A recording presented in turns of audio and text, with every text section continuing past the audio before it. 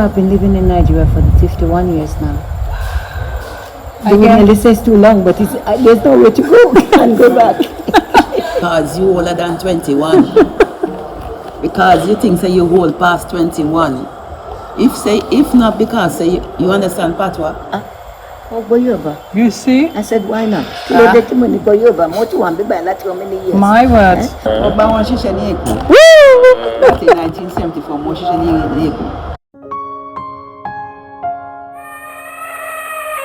I'm Carleen Angela Alaja Brown. I went to the Titchfield School. It's the Titchfield High School in Jamaica. And my mother actually emigrated to the UK when I was 4 years old. My mother was in Birmingham and I applied to universities in Newcastle-on-Tyne and in Bournemouth. And I got admission in Newcastle-on-Tyne to do sociology. So that was about 1969. I went in to do sociology. By that time I had met my husband, Lanre Brown. His name wasn't Alaja Brown. Interestingly, when I met him, we were both doing A-levels together. And this young man came to sit beside me. I had been warned by my sister and by my mother to avoid and be careful of Nigerians. So when this young man came to me and he actually sat beside me in the class, we were doing A-levels.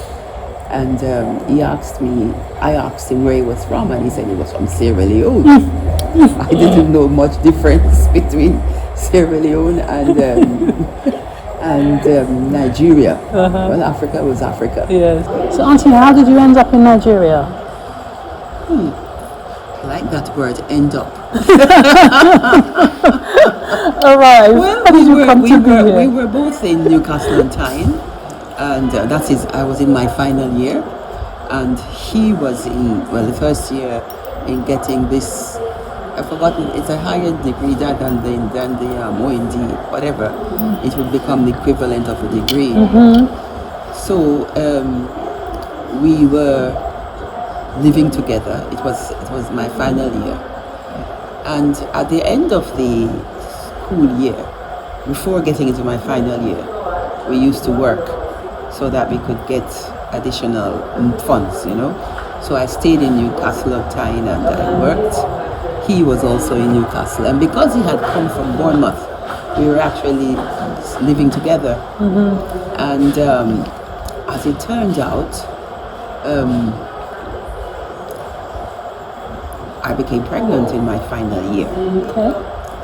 And I went home.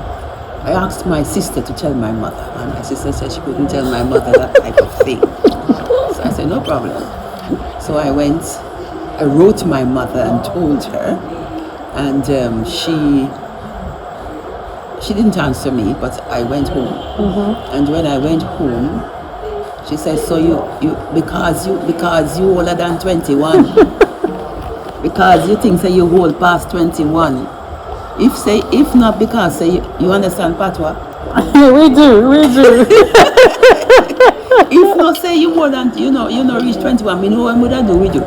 What she's saying is that yes, because you're 21, you think you can get away with this, but she is not going to put our money with this African man. She has nothing to do with it. I said, I'm only asking you to pay my school fees. I'm not asking you to do anything extra. She said she's not doing nothing. I said, no problem. And so the following morning I left home. This was in Birmingham, and I went back to Newcastle because I had actually worked during the summer and had saved some money. My husband used to get money from Nigeria.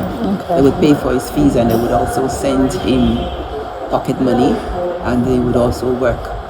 So we hired a flat, and we were living together. I had to go and meet the head of sociology. I was pretty much embarrassed because I was the only black person amongst 50. Not that Oimbos were not didn't get pregnant, but it stands out Yes. when it is a black person Yes. and I'm the only black Yes, person. it would. So I did tell him, and I remember telling him that I couldn't pay the fees in full. Would I be able to pay it in parts? And he agreed, and he became very red. It was the first time I actually see Oimbo becoming red. Okay, Auntie. At what point did you and your husband decide to leave the UK for Nigeria? Okay, as I said, I had my child in my final year. And in that final year, my husband was a foreign student. That means he was paying fees. So, and his fees were being sent from Lagos to Nigeria. I was not getting any fees, so I was sharing in whatever he got. So we decided that it's better we go back to Nigeria than to stay in this difficult situation. Yeah. You know, not having a job or doing this part-time job and with a child to look after. So we decided to come to get back to Nigeria, and we came by ship. Wow. Okay. By ship. It was cheaper than air. How long did that take? Oh, maybe about 2 weeks. Okay. Yeah. We came by ship, and the ship actually went down to Port Harcourt or somewhere down in the east before getting. It was a cargo ship, so it had space for about 6 passengers, and it was cheaper than a ship that is just for passengers. Yeah. Because it was a cargo ship, and so they had 6 bedrooms. So we went we stayed in one of those bedrooms, and they took us first of all down to Port Harcourt, where they had to drop off some goods. Yeah. And then from there we came to Lagos. Èmi ọmọ Èkó. Mo bá wọn ṣiṣẹ́ ní Èkó. Láti 1974 mo ṣiṣẹ́ ní Èkó. Ní pẹ̀lú Lagos State. Yeah. Ẹni tó mú Èkó tán. Yeah. Màá mú yín lọ bọ́ọ̀bù Èkó. Kò burú. Màá bá yín lọ. Ẹ bá mi lọ. Listen to that. You know, I don't quite understand what they were saying, but Auntie speaks Yoruba. Yes. Èmi ọmọ Èkó, yeah man. When I get to that stage, you reckon, Auntie? 50 years. 50 years. I've still got time. And then I was working in the civil service. I joined the civil service, and you just had to learn how to get in and to speak the language. So I joined 1974, and I retired after 35 years. I remember when Tinubu came in as the governor. I was one of those who was recommended to become, at that time I was a director. When you say Tinubu, just for those people, Tinubu, the current president? Well, please, I apologize. His Excellency. Bola Ahmed Tinubu, the current president of Nigeria. Okay. He was the governor. At the time, wow. He was the governor at that time. And I was one of those recommended to be permanent secretary under Tinubu's administration as governor. What brought you this way? How did you end up or arrive here in A Nigeria? darling man that I met in England, who was introduced to me by a friend actually. I was in a nursing home, and she said she was going out with my husband's brother, and she said, Carol, I never forget her name. I said, Lorna, I have the right person for you, because I knew I had no boyfriend then. I said, did I say I was looking for a boyfriend? She said, no, but I'm looking at you and I know he suits you very well. I've given him your phone number, he's going to call you. And lo and behold, the following night, this call came through in the nurse's home, and it was him. Yeah. And he said, can I come and meet you? I said, okay. So the day he decided was coming to meet me, we had this thing got Ladies' Day in Ascot, and we were nurses. We went on this lorry, and I was out. So I said to my friend Georgia, who's my best friend also, I said, Georgia, someone is coming to meet me. Please, when he comes, ask him to wait for me. Now she's very, very tall, and my husband is short like me. So I went, and he said, he came, and this tall person was coming. He said, no, that's not Lorna. That's not the person they described to me. And she said, no, I'm not Lorna, but please, she's gone out, she'll be back soon. So when we got back from the occasion, he said he looked and he saw us jumping down from there. I said, that's Lorna. And we, straight away, we just Connected to Yes. each other, and that was how we started. And took him home to my mother. My mother said, African? He said, haven't you heard enough about what happened to other West Indians who have gone over? She didn't even say West Indians, Jamaicans who have gone over there. What happened to them? I said, no. He said, well, so much have happened to them, and not very good news. I said, well, that's their luck. I don't think it's going to be my luck. So she said, okay, it's your choice. And that was how we started. And my husband and my mother got along very well, and that was well. So at what point did you decide as a couple to come over to here, Nigeria? Well, we got married in 1972. In London? Yes. Okay. And immediately we got married. It wasn't long after. I said, Nigerians in those days, they didn't stay in England like now. You find all the young ones, they're marrying and they're staying there. Yes. Once they finish their training, home. Because they were sent there to train at a purpose. And they know that they have to come back home. Yes. So, not long after we got married, they said, I'm going home. So I said, okay, fine. We went and took care of an accommodation for me and everything. So he was there for 1 year because he had to go to law school. So after finishing law school, he came back and we came here together. Wonderful. When I go to the market, I do it and I reserve my Yoruba for the last. Yes. Talk to them in English, price in English. Yes. And then when you realize, kilo de. What is happening? Yeah, I mean, it's so first. And they will be so shocked. They look at, Yoruba. You see? I said, why not? Kilo de timoni Yoruba. More to one, like how many years? My word. So they will just give it to you cheap, because they're so shocked. Yeah, that's what I said to myself the other day. I was in Epe Market. Yes, I saw you. Yes, you see? Yeah. And I said, I have to learn Yoruba. I have to learn something because I know there's my price and there's the regular price. And unless I learn... They say it in their language. Yes. They are very, they're so interested. You're a foreigner, but you understand the language. So they give it to you at rock bottom. Yes. Yeah. Oh, my days are coming, don't Yeah, worry. it will. So, Auntie, NWIA. Yes. What can you tell me about the Nigerian West Indian Association? I joined Nigerian West Indian Association in 1976. Woo! And I've never left. Wow. It was so nice to interact with people from your own place. You felt at home. I'm home. These are my family. Yes. And so we really enjoyed ourselves. We first started having meetings in each other's homes, in the sitting room, and it was so. Everybody brings something, and you all eat. If you find one breadfruit, you cut it up in small pieces, and you all enjoy it. Yes. Give us a fresh understanding of sisterly love that is real. Let there be love shared among us. Let there be love. Let there be love.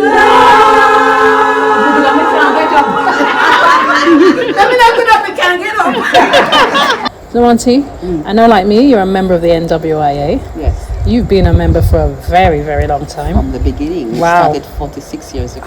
So you've done a lot.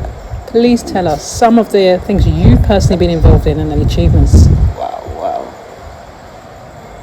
At first, we would have lots of bazaars. We would have where we would sell ginger beer, sorrel, and puddings and things from Jamaica. Patties. People were very used to patties. We would also sell jerk pork, or we'd get an Awusa man come with like they're doing suya and things like that. And then eventually, we decided to get other children, not just our children, to come and we'd use a hall in a club. They would come and have competition in costumes and dances. So, and when that grew, we decided that, okay, let's have more people involved. Yeah. And we now decided to have it in the daytime, not just in the evening. It was in a club in Surulere, and we divided ourselves into 3 groups: Ikeja, Surulere, and Lagos. So the people in the club, the people who were the members of the club in Ikeja, they would come together and get their costume. Those who were in Surulere would get their costumes, and those who were, it was mainly children. Yes. And those who were in Ikoyi, Lagos Island was taken as one. So they would also have their uniforms, their costumes. And this was mainly like a dance. Yes, we used to have fantastic carnival. We were known all over Nigeria for this carnival Easter Monday. Ikeja, Surulere, Ikoyi. Those were the 3 areas.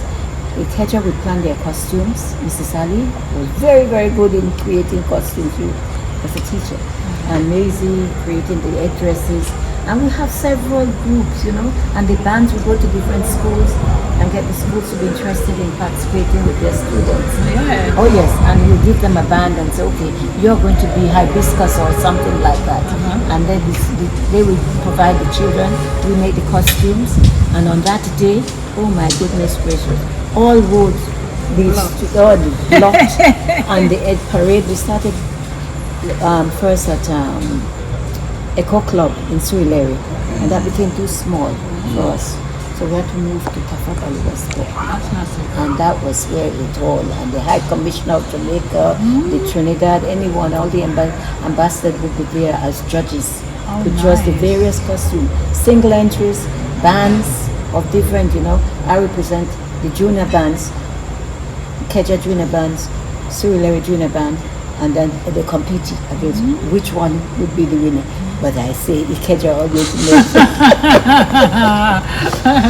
We always, it was so much fun. Hard work though. Hard work. Sleepless nights. Oh, wow. But at the end of it, The rewards are so great. we were Of so happy. course. And then we have a carnival dance where the mummies and daddies and other West Nigerians would attend. Big carnival dance. And with fun. It was fun. We miss those days. Oh my goodness. But we are hoping that now that you want them back, the young ones are here, The young ones are coming. Don't Yes. worry, Auntie. things will go back hope, to what we it used to hope. be. Yes. And all those fun days. Bazaars is something we used to have annually. This fiesta, it was an annual event for us. Well, we're hoping this is a resurrection, as we Yeah, said. And annual event. It's going to be annual from And now. we proceeds pray. from it we used to donate to the various places. Yes. Motherless babies home, old people's home. So many places have benefit from us. Sickle cell, we've printed booklets for them in the 3 main Nigerian languages. Wow. And donated to the Sickle Cell Club. And they in return will give it to their patient so they can read up and understand what's happening to them Yes. and the children while they're having this, Yes. Oh, we've done so much. We've done so Real much. meaningful St. work. John's Ambulance, we've done their ambulance. We have done so much. Don't worry, there's every still more year. to do. We will do more. There's a lot to be done. I'm telling you. Yeah, there's a lot. And you have the energy, you will do it. Right. You will do it. As long as I have aunties like you guiding You us, did, you know, and then ready Yeah. when you're ready to sit down and pass the baton on, we'll be Yeah. equipped to do that. Yes, You know, yes. I really hope so. Yeah. So, I remember when we had the the same restaurant you went to. We had one there, and that was when I said my goal was to see the young people coming together again, getting to know themselves, because I found that the situation was coming that we go into the offices and we don't know that this is Carlin's son or Carlin's daughter who we're talking to. So I realized that we need to know our young children, because many had gone out of sight. We didn't know them anymore. Yes. They have finished university and they've got jobs here, banks, and you know that our children are in this bank or Union Bank or any place where we might need their assistance. So I said it's necessary for these young people to come together and get to know themselves and be united more. And thank God it has happened. Yes. Because we have those in America, we have those in Canada, all linking up with us now. They're there if you want them to, be involved in anything. Yes. So don't forget, guys, we have the up-and-coming Caribbean Tropical Fiesta on July the 20th in the Lekki area at the White Sands School, and we'd love to see you there. Join us for promises to be a great day. Well, thanks for watching. Until the next time. Auntie, Odabo! Okay, thank you so much. Thank you for watching and subscribe to our YouTube channel.